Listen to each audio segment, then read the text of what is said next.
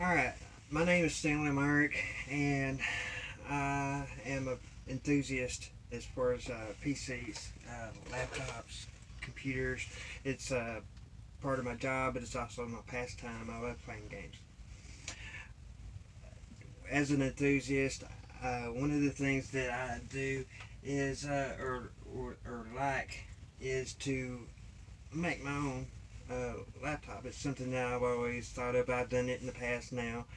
And some people I've talked to feel like that it's out of their reach, and I'm just going to demonstrate how quickly and easy that actual putting together a PC is. You'll find that more of your time will be spent doing, seeing what's compatible, and things like that.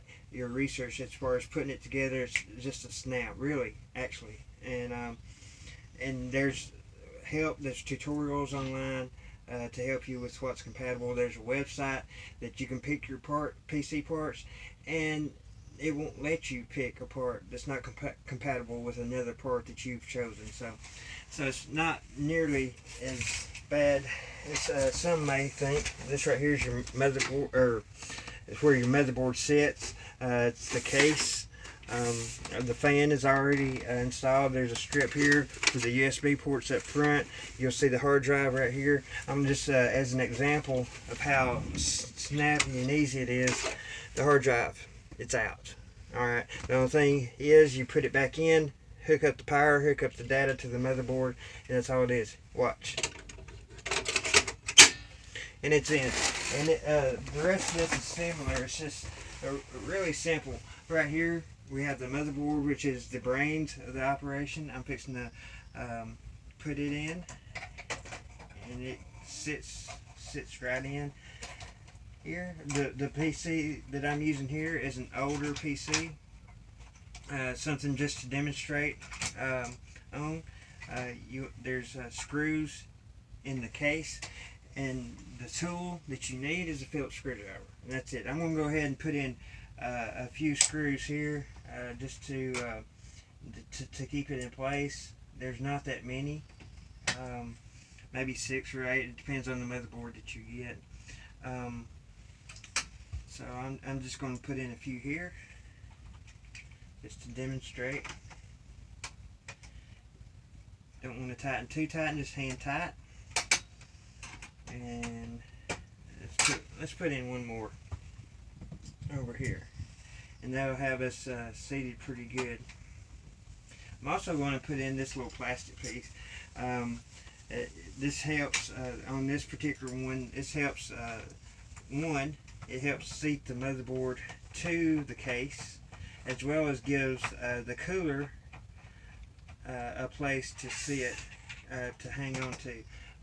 The cooler is for the CPU, to cool down the CPU. The CPU is the hottest piece on the motherboard, and it can cause problems if it overheats. It's real small, but it really heats up.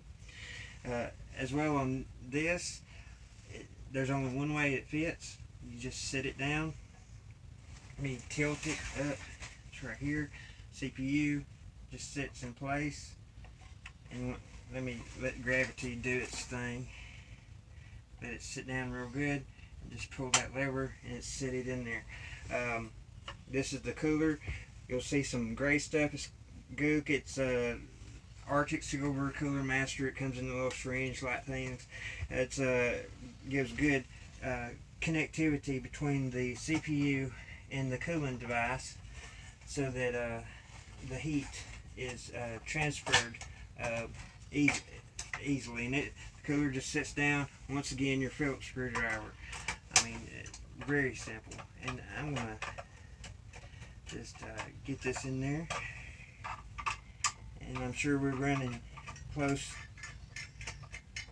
to time now. The memory RAM chips, it's got a slot in here.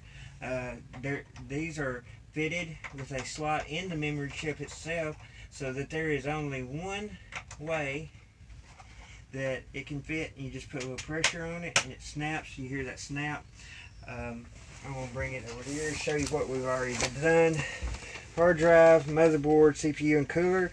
The memory chips goes in these slots here, and like I said, it there's only one way for it to go, and so you just put a little pressure on it, and it clicks in place.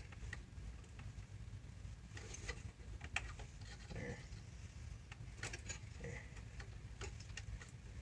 You've got 2 memory chips